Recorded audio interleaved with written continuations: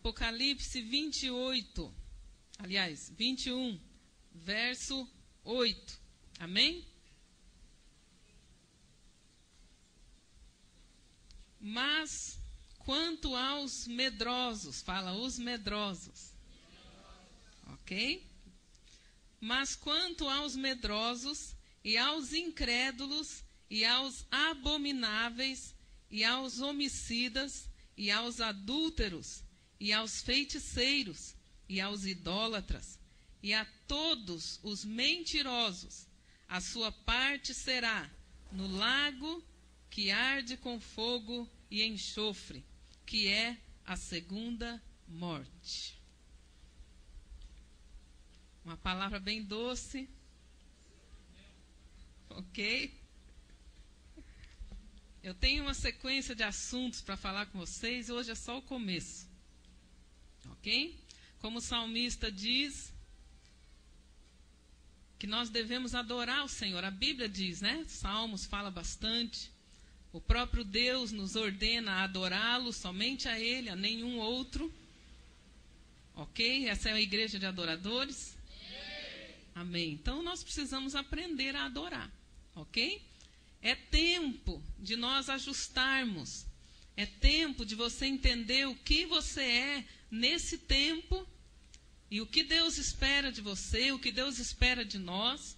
É tempo de nós entendermos e é tempo de nós caminharmos. Amém?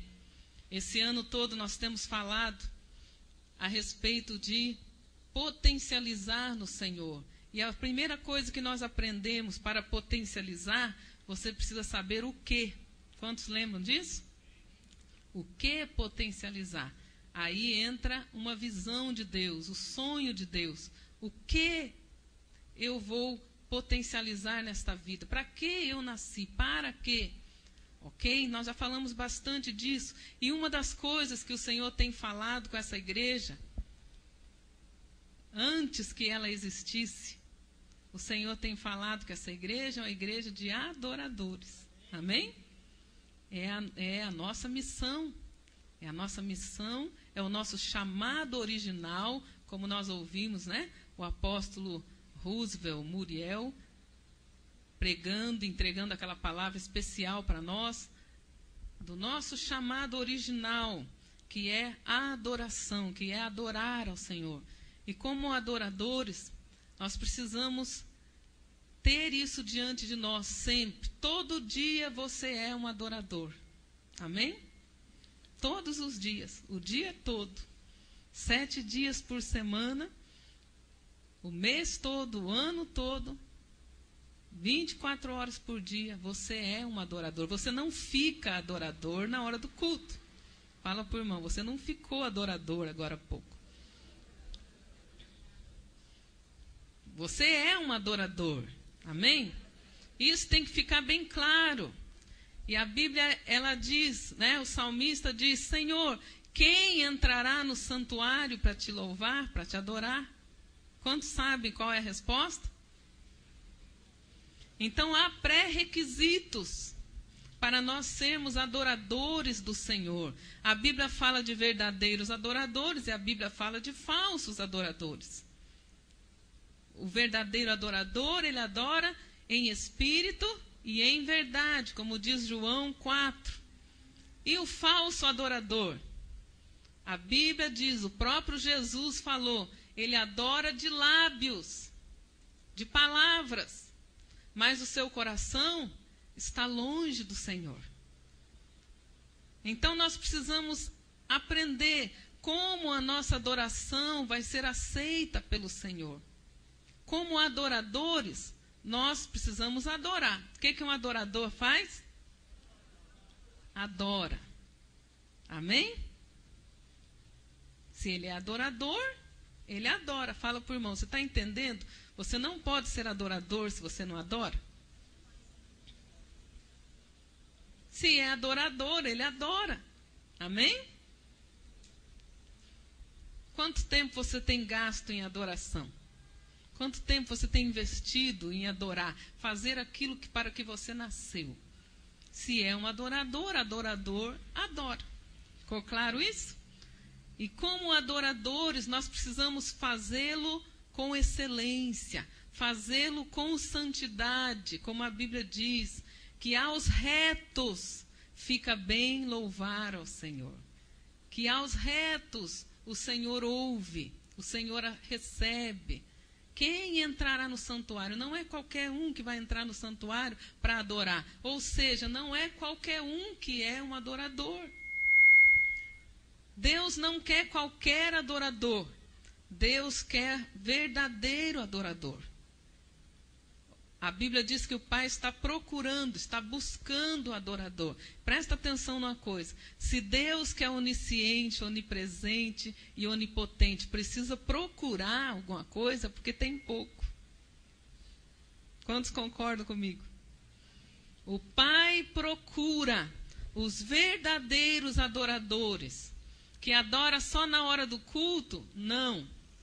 Que adoram em espírito e em verdade. Fala assim, em espírito, igual, nascidos de novo. Fala, ninguém pode adorar em espírito se não tiver nascido de novo. Fala para o irmão que está do seu lado, quantas vezes você já nasceu? Fala, se você só nasceu uma vez, você ainda não é um verdadeiro adorador. Se você quiser entender mais sobre isso, anota João 3 e leia lá sobre Jesus e Nicodemos. Não dá para ler, não dá tempo. Nicodemos foi procurar Jesus de noite, escondido, porque ele era um doutor da lei, ele era um dos chefes da sinagoga. E ele foi procurar Jesus de noite. Ele entendeu que Jesus era o Messias, mas ele, mesmo tendo entendido que Jesus era o Messias, ele não queria se comprometer. Aí ele foi escondido, no escuro, procurar Jesus para ninguém ver. Claro que aqui não tem ninguém assim, que sabe que Jesus é Jesus, o Filho de Deus, mas não quer se comprometer com o Evangelho, não quer se comprometer com a igreja.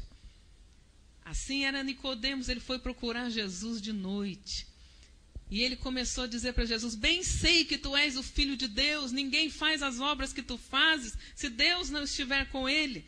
Aí Jesus olhou para ele e falou, em verdade te digo, se não nascer de novo, não pode ver o reino de Deus. Nicodemos falou assim, Senhor, como pode um homem sendo velho entrar no ventre de sua mãe e nascer de novo?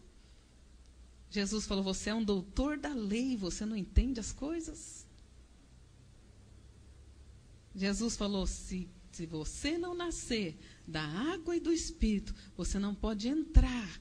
Veja que primeiro ele disse ver, e depois ele diz entrar. Outro dia nós vamos falar disso, é outra mensagem. Não dá tempo, para você entender. Necessário vos é nascer de novo. O nascido de novo, ele é dirigido pelo Espírito Santo. E ele deixa claro no próximo capítulo, para a mulher samaritana. O povo samaritano era um povo que adorava também ao Senhor. E havia uma discussão entre os samaritanos e os judeus. Onde se deve adorar? Os samaritanos diziam que era no Monte Gerazim, mas os judeus diziam que era em Jerusalém. E Jesus, quando preparou aquele tempo para falar com aquela mulher, em João capítulo 4, Jesus falando com aquela mulher, dá-me de beber. Vocês conhecem a história? Quantos conhecem? Faz assim, amém? Como você me pede água, sendo um judeu e eu samaritana? Jesus falou para ela assim, vocês adoram a quem vocês não conhecem, mas nós adoramos a quem nós conhecemos. Para adorar Jesus, precisa conhecer a Jesus. É outro princípio, ok? Outro princípio que Jesus deixou claro. A salvação vem dos judeus. Aí aquela mulher disse para Jesus, reconheceu que ele era profeta, e ela, aproveitando-lhe a oportunidade, ela falou assim, Senhor, onde se deve adorar? no Monte Gerazim, como dizem os samaritanos, ou em Jerusalém. Jesus falou assim: eis que vem o dia, e já chegou, em que os verdadeiros adoradores adorarão ao Pai em espírito e em verdade. Não no Monte Gerazim, nem em Jerusalém exatamente, não é um lugar físico, mas é um nível no espírito. Em espírito e em verdade. Não se pode adorar em espírito se não nascer de novo. João capítulo 3, Jesus deixa claro. E a adoração só vai